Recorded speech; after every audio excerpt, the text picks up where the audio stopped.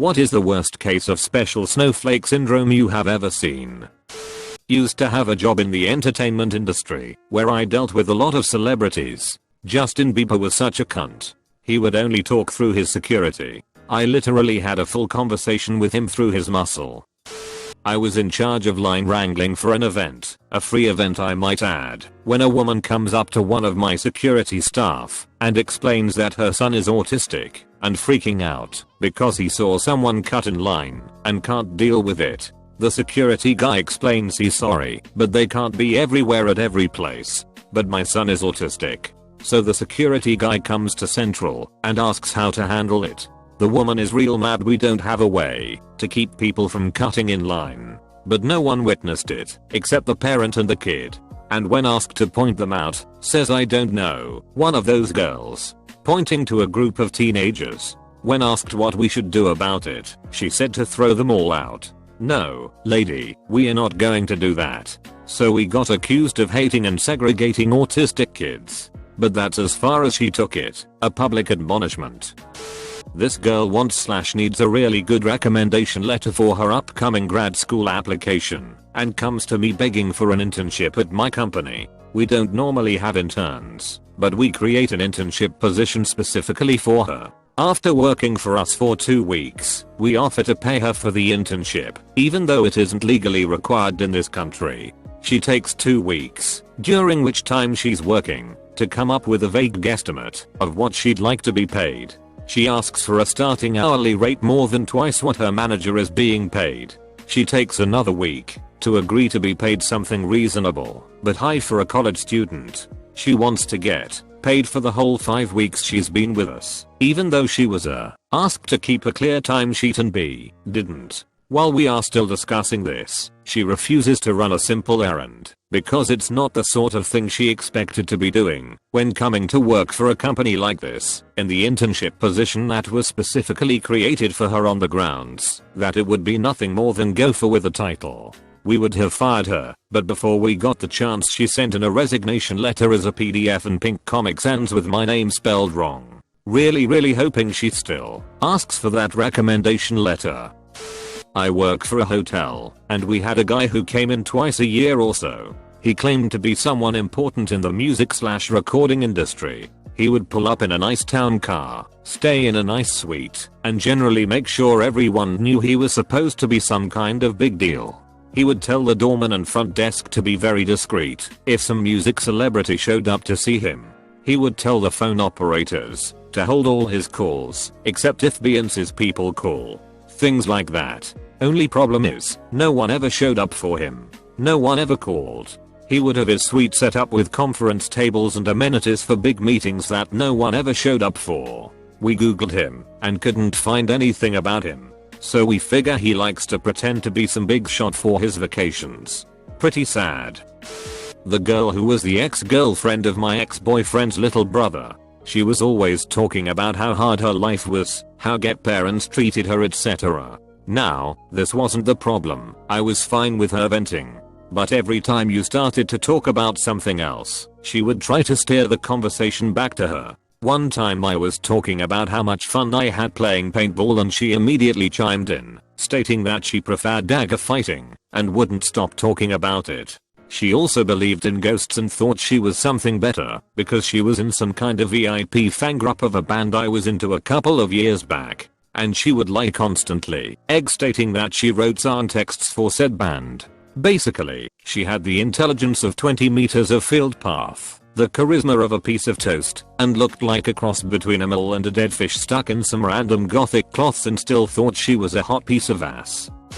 I'm glad I finally have a name to put to the illness that affects a lot of the military wives in my area. I work at a library beside the base and have to deal with a lot of wives to admirals, captains, SEALs, etc. A military wife came in trying to check out books on a card that had an existing fine of $140 of late fees and processing fees. She handed me her civilian ID and said that her military status should excuse it.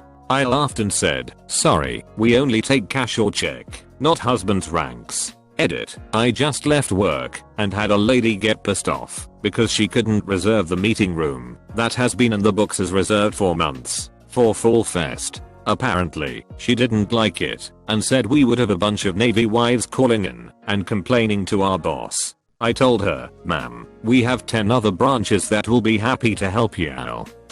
There was one I saw on Tumblr. A girl who basically identifies as some kind of animal. She was lamenting how for her, as a hamsterkin or some shit, it was okay, but at Halloween her friend who identified as a cat must really struggle and be offended by all the people who dress up as cats. Up and called it a form of blackface. I have to believe it was satire or someone trolling, but if it's real I might punch someone. A friend's brother has the worst case of special snowflake syndrome I have ever witnessed. He periodically refers to himself as a demon / the devil, posts endless selfies of himself with OMG so ugly no wonder rhyme single, in order to get compliments from fat chicks, does the super edgy angry atheist thing constantly, but that's not even the worst, no. The worst special snowflake thing this chode does? He quotes himself on Facebook.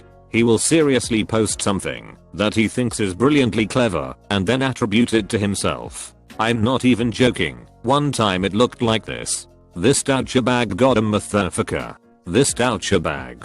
He quoted himself saying got 'em motherfucker like it was some brilliant statement. Why? I remember once in school I was talking with a friend in class about a video game. The girl next to him said that when she was young she witnessed a shooting and would prefer I not talk about things like that in front of her because it brings back those memories. I explained the game I was referring to was Diablo II, and that there aren't any guns in that game. She decides that this doesn't matter, and that since she associates video games with guns I still shouldn't talk about it in front of her. I didn't know what to say to that, so after a few minutes of silence I brushed off my befuddlement and started talking to my friend again about Diablo, so she got up and moved desks, which she should have done in the first place right before not butting into my conversion.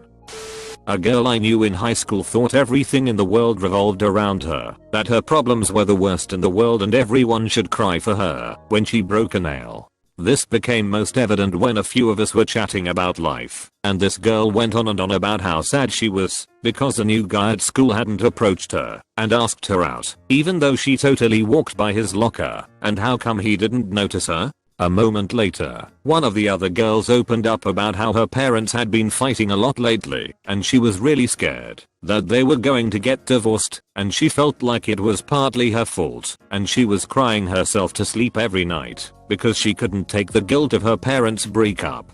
Before I could respond, the special snowflake gave her a condescending smile and said, "Well, I think my heart hurts worse."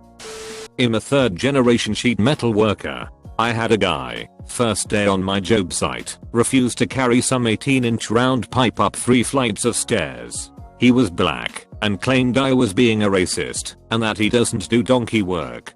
Once he said that, I flipped my shit. My grandfather, father and myself had been doing this our whole lives and have never once been a fucking donkey. I laid him off the next day. Great feeling. Student athletes in college. Every single one of them that I run into on a daily basis believes that they should be treated specially just because they can run fast or throw a ball. They feel that they can do whatever they want, whenever they want to do it. I didn't turn in my work. No problem, the teacher should pass me anyway, so that I can play. I blatantly cheated on assignments? Who cares? I just did it, so that I could pass without having to study. Oh, I'm being a disruptive arsehole in class? Not my problem. Everything revolves around me. It sickens me to the point where it makes me hate all athletes and all sports. And yes, I know that student athletes are not the only students that act this way, and that not all athletes are like this, but the vast majority of the ones that I deal with are like this. I've posted it before, but it applies perfectly here. I sat behind the human embodiment of Tumblr special snowflake in a microbiology class. I don't know if she suffered from too edgy for Utis or what, but some of her greatest hits include invading people's personal space and softly growling, disrupting lectures with anecdotes completely unrelated to microbiology. For example, she interrupted our professor discussing necrotizing fasciitis to talk about her fanfiction, began wearing cat ears and this tail thing, and meowing at people. Wore a bazillion bracelets on each arm because they cover up all my scars. People can't handle me. Licked a petri dish that had strep culturing and then claimed she got cancer. She also smelt like she had never bathed or showered. A musty, nauseating aroma of bow, rancid vag and unwashed ass. When confronted about her weirdness, or when told to knock her behavior off, she would start breathing hard and saying, "I'm so triggered by this." While I was in college, I volunteered at a nature sanctuary leading birdwatching groups. It was a true sanctuary, and so did not allow dogs at all. Thankfully there was a public park within walking distance and an off-leash dog park within a short drive. It also didn't allow bikes on the trails. Thankfully the entire surrounding area is extremely bike friendly and has one of the best and longest dedicated bike trails in the country. But people still broke the rules all the time. My worst encounter was with a man and his young daughter, maybe 8 or 9 years old. I was leading my group over a narrow floating walkway over the lake, but the man and his daughter were blocking the way with their bikes and a big dog. I walked up to them and politely reminded the father about the sanctuary's no bike, no dog rules. He completely flipped his shit. He started yelling at me and asked if we can't ride or take our dog here. Where the hell are we supposed to go? I told him about the multiple parks and trails around us that he could use instead. He told me to go to hell and said he'd ride where he damn well pleased. He then started ranting about the sanctuary allowing fucking wheelchairs to roll over the walkways, so why couldn't he bring his bike, and how we couldn't tell him or his family what to do. Meanwhile his poor daughter is standing there looking incredibly uncomfortable, and my birdwatching group, all sweet old retirees, are getting nervous. I actually had to take my group back to shorter wait while the man wound down and finally decided to leave, but not before throwing out a few more curses and flipping the bird. A close friend of mine is dating a girl that he no longer brings near the rest of his friends. They started out as friends with benefits and eventually he asked her to be his girlfriend. We've all expressed our dislike for her and that we think he could do better. He had an internship out of town for a semester and the semester following, she was studying abroad.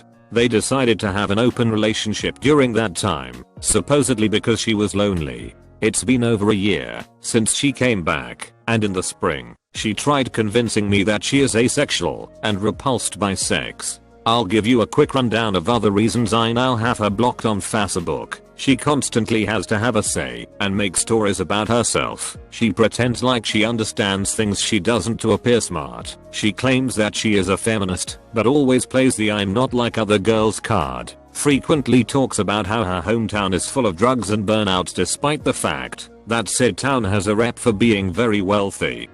Will do yoga, sit-ups, and other workout things during group hangouts. Will throw a fit if conversation doesn't go her way and people disagree. Used to make comments to me about wanting to die, but when I told my friend and he told her parents, both of them got mad at me. It was the last one that really got to me. If you aren't joking, you need professional help. If you are, then you need to understand that's something serious and it's inappropriate to joke about. Working as a manager at a movie theater in college, I was training a girl to work in the concession stand. The concession stand was where everyone started. If you weren't a complete idiot, they moved you into the ticket box or an usher. We had a new trainee that was a real piece of work. Didn't want to do any cleaning in fear of breaking nails. Disappeared in the middle of the evening rush for a smoke break. Bullshit like that. I asked her to go to the back, put some ice in a bucket, and bring it up to fill the soda stations. She told me that's a man's job and that I should do it. I left the station and went to talk to the GM to let him know that this girl was completely useless. He went down to ask her if she could fill the ice stations, and she stuck to her guns that it was a man's responsibility. He said that he will keep that in mind when he hires a person for her now open position. It took her about 30 seconds to realize that he just fired her.